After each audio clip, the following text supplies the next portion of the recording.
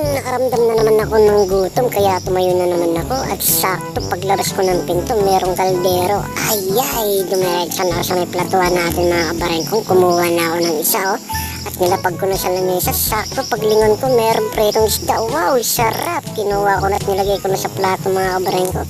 At sakto titignan ko yung kanin. Jackpot ka ngayon, walang laman. Sa kabila meron pa, wala din laman. Kaya yan mga kabaringkong, taga-taga na lang, kukut-kutin ko na to. At habang kinukut-kut ko mga kabaringkong, titignan ko isang kaldero. Sakto pagbukas ko, wow, adobong pata.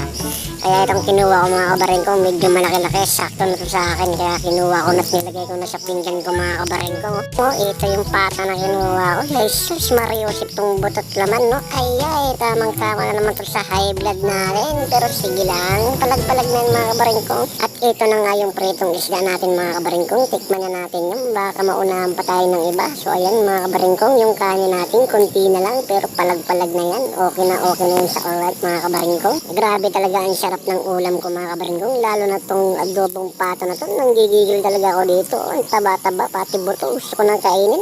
Sarap talaga mga kabaringkong. At ito na nga mga kabaringkong, natapos na tayong kumain mga kabaringkong, diretso naman tayo sa may bumba at papakainin natin yung mga alaga natin para paglaki nila, sila naman ang kakatayin natin mga kabaringkong. Gago!